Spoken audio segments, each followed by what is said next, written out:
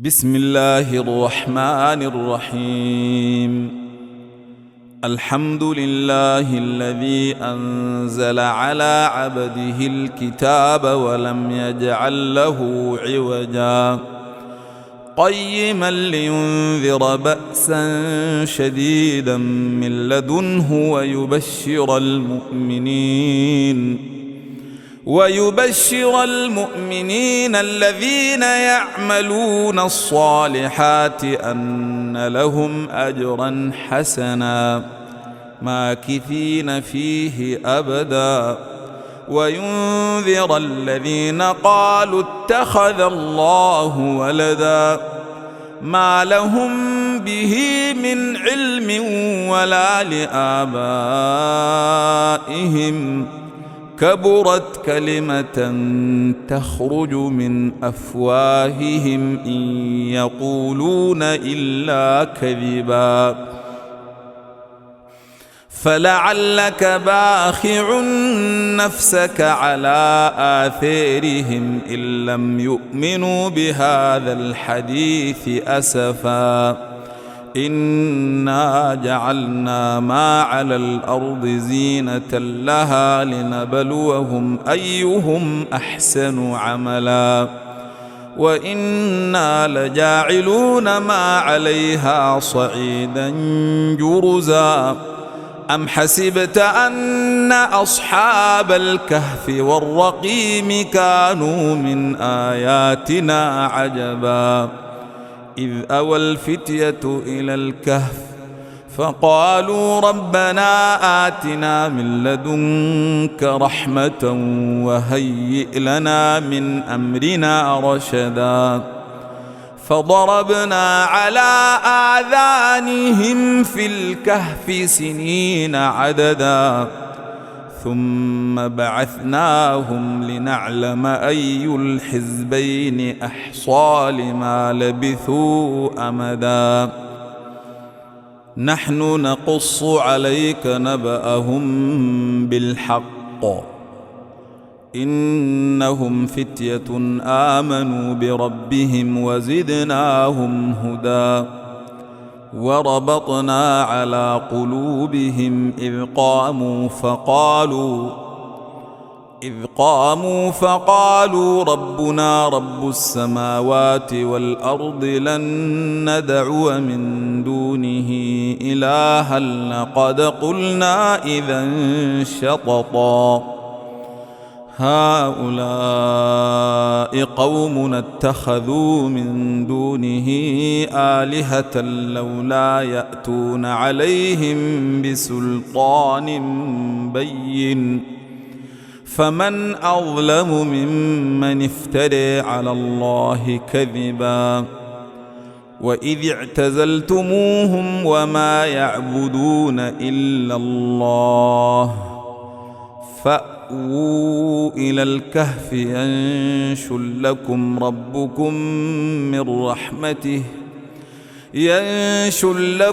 ربكم من رحمته ويهيئ لكم من أمركم مرفقا وترى الشمس إذا طلعت تزاور عن كهفهم ذات اليمين وإذا غربت تقرضهم ذات الشمال وهم في فجوة منه ذلك من آيات الله من يهد الله فهو المهتد ومن يضلل فلن تجد له وليا مرشدا وتحسبهم أيقاظا وهم رقود ونقلبهم ذات اليمين وذات الشمال وكلبهم باسط ذراعيه بالوصيد لو اطلعت عليهم لوليت منهم فرارا ولملئت منهم رعبا وكذلك بعثناهم ليتساءلوا بينهم قال قائل منهم كم لبثتم قالوا لبثنا يوما أو بعض يوم قالوا ربكم أعلم بما لبثتم فابعثوا أحدكم بورقكم هذه إلى المدينة فلينظر أيها أزكى طعاما فليأتكم برزق منه وليتلطف ولا يشعرن بكم أحدا إنهم إن يظهروا عليكم يرجموكم أو يعيدوكم في ملتهم ولن تفلحوا إذا أبدا وكذلك أعثرنا عليهم ليعلموا أن وعد الله حق وأن الساعة لا ريب فيها إذ يتنازعون بينهم أمرهم فقالوا ابنوا عليهم بنيانا ربهم أعلم بهم قال الذين غلبوا على أمرهم لنتخذن عليهم مسجدا سيقولون ثلاثة رابعهم كلبهم ويقولون خمسة سادسهم كلبهم رجما بالغيب ويقولون سبعة وثامنهم كلبهم قل ربي أعلم بعدتهم ما يعلمهم إلا قليل فلا تمار فيهم إلا مراء ظاهرا ولا تستفت فيهم منهم أحدا ولا تقولن لشيء إني فاعل ذلك غدا إلا أن يشاء الله واذكر ربك إذا نسيت وقل عسى أن يهديني ربي لأقرب من هذا رشدا ولبثوا في كهفهم 300 سنين وازدادوا 9 قل الله أعلم بما لبثوا له غيب السماوات والأرض أبصر به وأسمع ما لهم من دونه من ولي ولا يشرك في حكمه أحدا واتل ما أوحي إليك من كتاب ربك لا مبدل لكلماته ولن تجد من دونه ملتحدا واصبر نفسك مع الذين يدعون ربهم بالغداة والعشي يريدون وجهه ولا تعد عيناك عنهم تريد زينة الحياة الدنيا ولا تطع من أغفلنا قلبه عن ذكرنا واتبع هواه وكان أمره فرطا وقل الحق من ربكم فمن شاء فليؤمن ومن شاء فليكفر إنا أعتدنا للظالمين نارا أحاط بهم سرادقها وإن يستغيثوا يغاثوا بماء كالمهل يشوي الوجوه بئس الشراب وساءت مرتفقا إن الذين آمنوا وعملوا الصالحات إنا لا نضيع أجر من أحسن عملا أولئك لهم جنات عدن تجري من تحتهم الأنهار يحلون فيها من أساور من ذهب ويلبسون ثيابا خضرا من سندس واستبرق متكئين فيها على الأرائك نعم الثواب وحسنت مرتفقا. واضرب لهم مثل الرجلين جعلنا لأحدهما جنتين من أعناب وحففناهما بنخل وجعلنا بينهما زرعا كلتا الجنتين آتت أكلها ولم تظلم منه شيئا وفجرنا خلالهما نهرا وكان له ثمر فقال لصاحبه وهو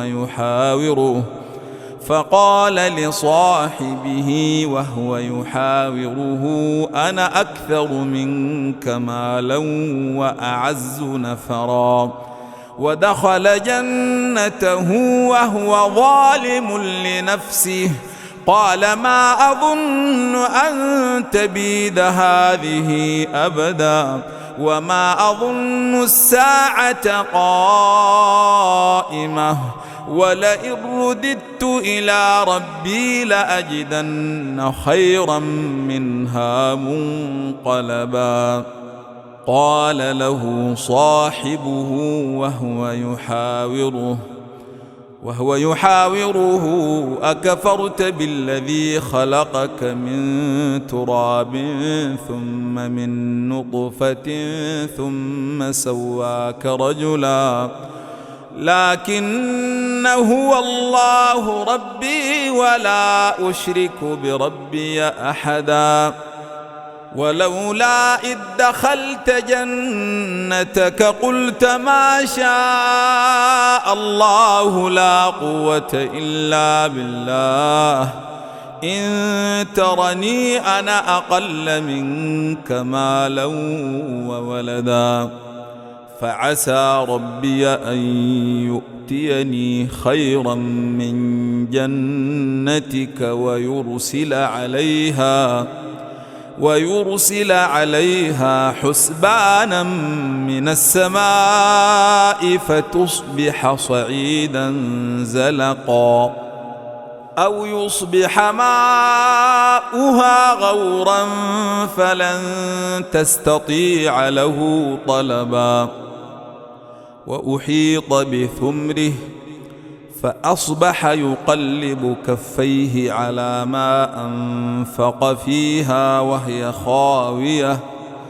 وهي خاوية على عروشها ويقول يا ليتني لم أشرك بربي أحدا ولم تكن له فئة ينصرونه من دون الله وما كان منتصرا هنالك الولاية لله الحق هو خير ثوابا وخير عقبا. واضرب لهم مثل الحياة الدنيا كماء أنزلناه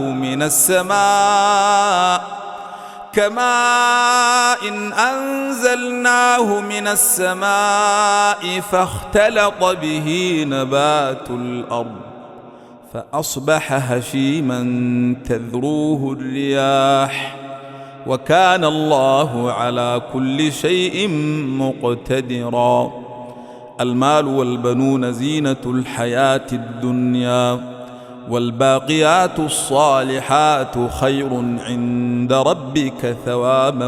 وخير أملا. ويوم تسير الجبال وترى الأرض بارزة وحشرناهم فلم نغادر منهم أحدا وعرضوا على ربك صفا لقد جئتمونا كما خلقناكم أول مرة بل زعمتم أن لن نجعل لكم موعدا. ووضع الكتاب فترى المجرمين مشفقين مما فيه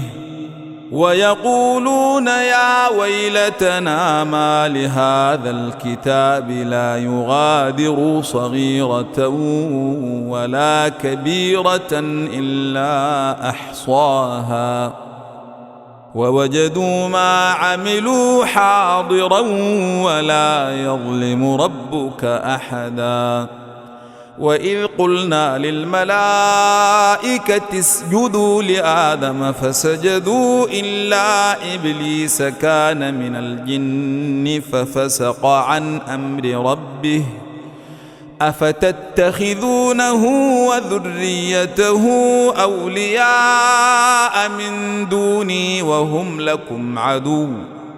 بئس للظالمين بدلا ما أشهدتهم خلق السماوات والأرض ولا خلق أنفسهم وما كنت متخذ المضلين عضدا ويوم يقول نادوا شركائي الذين زعمتم فدعوهم فلم يستجيبوا لهم وجعلنا بينهم موبقا ورأى المجرمون النار فظنوا أنهم مواقعوها ولم يجدوا عنها مصرفا ولقد صرفنا في هذا القرآن للناس من كل مثل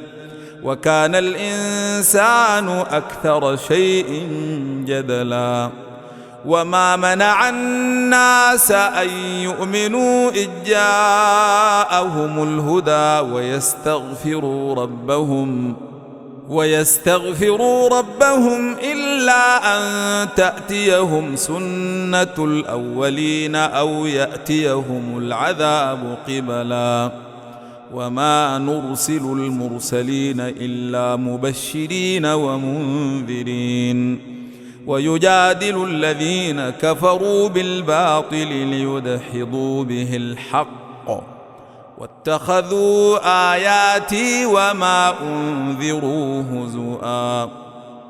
ومن أظلم ممن ذكر بآيات ربه فأعرض عنها ونسي ما قدمت يداه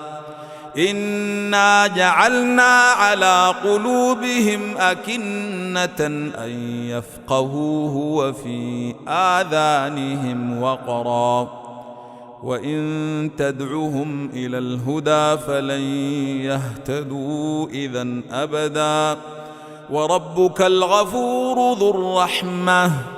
لو يؤاخذهم بما كسبوا لعجل لهم العذاب بل لهم موعد لن يجدوا من دونه موئلا وتلك القرى أهلكناهم لما ظلموا وجعلنا لمهلكهم موعدا وإذ قال موسى لفتاه لا أبرح حتى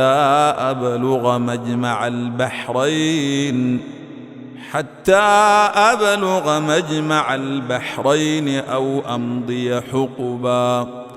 فلما بلغا مجمع بينهما نسيا حوتهما فاتخذ سبيله في البحر سربا فلما جاوزا قال لفتاه آتنا غداءنا لقد لقينا من سفرنا هذا نصبا قال أرأيت إذ أوينا إلى الصخرة فإني نسيت الحوت وما أنسانيه إلا الشيطان أن أذكره واتخذ سبيله في البحر عجبا قال ذلك ما كنا نبغي فارتدا على آثارهما قصصا فوجدا عبدا من عبادنا آتيناه رحمة من عندنا وعلمناه من لدنا علما قال له موسى هل أتبعك على أن تعلمني مما علمت رشدا قال إنك لن تستطيع معي صبرا وكيف تصبر على ما لم تحط به خبرا قال ستجدني إن شاء الله صابرا ولا أعصي لك أمرا قال فإن اتبعتني فلا تسألني عن شيء حتى أحدث لك منه ذكرا فانطلقا حتى إذا ركبا في السفينة خرقها قال أخرقتها لتغرق أهلها لقد جئت شيئا إمرا قال ألم أقل إنك لن تستطيع معي صبرا قال لا تؤاخذني بما نسيت ولا ترهقني من أمري عسرا فانطلقا حتى إذا لقيا غلاما فقتله قال أقتلت نفسا زاكية بغير نفس لقد جئت شيئا نكرا قال ألم أقل لك إنك لن تستطيع معي صبرا قال إن سألتك عن شيء بعدها فلا تصاحبني قد بلغت من لدني عذرا فانطلقا حتى إذا أتيا أهل قرية استطعما أهلها فأبوا أن يضيفوهما فوجدا فيها جدارا يريد أن ينقض فأقامه قال لو شئت لاتخذت عليه أجرا قال هذا فراق بيني وبينك سأنبئك بتأويل ما لم تستطع عليه صبرا أما السفينة فكانت لمساكين يعملون في البحر فأردت أن أعيبها وكان وراءهم ملك يأخذ كل سفينة غصبا وأما الغلام فكان أبواه مؤمنين فخشينا أن يرهقهما طغيانا وكفرا فأردنا أن يبدلهما ربهما خيرا منه زكاة وأقرب رحما وأما الجدار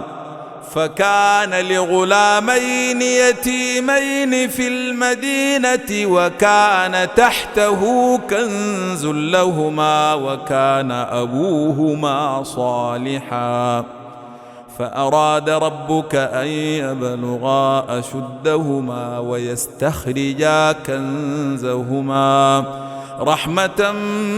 من ربك وما فعلته عن أمري ذلك تأويل ما لم تسطع عليه صبرا ويسألونك عن ذي القرنين قل سأتلو عليكم منه ذكرا إنا مكنا له في الأرض وآتيناه من كل شيء سببا فاتبع سببا حتى إذا بلغ مغرب الشمس وجدها تغرب في عين حمئة ووجد عندها قوما قلنا يا ذا القرنين إما أن تعذب وإما أن تتخذ فيهم حسنا قال أما من ظلم فسوف نعذبه ثم يرد إلى ربه ثم يرد إلى ربه فيعذبه عذابا نكرا. وأما من آمن وعمل صالحا فله جزاء الحسنى وسنقول له من أمرنا يسرا. ثم اتبع سببا حتى إذا بلغ مطلع الشمس وجدها تطلع على قوم لم نجعل لهم من دونها سترا. كذلك وقد أحطنا بما لديه خبرا. ثم اتبع سببا حتى إذا بلغ بين السدين وجد من دونهما قوما لا يكادون يفقهون قولا. قالوا يا ذا القرنين إن ياجوج وماجوج مفسدون في الأرض فهل نجعل لك خرجا على أن تجعل بيننا وبينهم سدا؟ قال ما مكني فيه ربي خير فأعينوني بقوة أجعل بينكم وبينهم ردما. آتوني زبر الحديد حتى إذا ساوى بين الصدفين قال انفخوا حتى إذا جعله نارا قال آتوني أفرغ عليه قطرا. فما استطاعوا أن يظهروه وما استطاعوا له نقبا. قال هذا رحمة من ربي فإذا جاء وعد ربي جعله دكا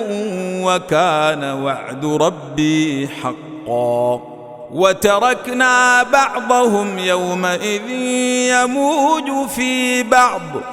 ونفخ في الصور فجمعناهم جمعا وعرضنا جهنم يومئذ للكافرين عرضا. الذين كانت أعينهم في غطاء عن ذكري وكانوا لا يستطيعون سمعا. أفحسب الذين كفروا أن يتخذوا عبادي من دوني أولياء إنا أعتدنا جهنم للكافرين نزلا. قل هل ننبئكم بالأخسرين أعمالا الذين ضل سعيهم في الحياة الدنيا وهم يحسبون أنهم يحسنون صنعا. أولئك الذين كفروا بآيات ربهم ولقائه فحبطت أعمالهم فلا نقيم لهم يوم القيامة وزنا. ذلك جزاؤهم جهنم بما كفروا واتخذوا آياتي ورسلي هزؤا. إن الذين آمنوا وعملوا الصالحات كانت لهم جنات الفردوس نزلا خالدين فيها لا يبغون عنها حولا. قل لو كان البحر مدادا لكلمات ربي لنفد البحر قبل أن تنفد كلمات ربي ولو جئنا بمثله مددا. قل إنما أنا بشر مثلكم يوحى إلي أنما إلهكم إله واحد فمن كان يرجو لقاء ربه فليعمل عملا صالحا ولا يشرك بعبادة ربه أحدا.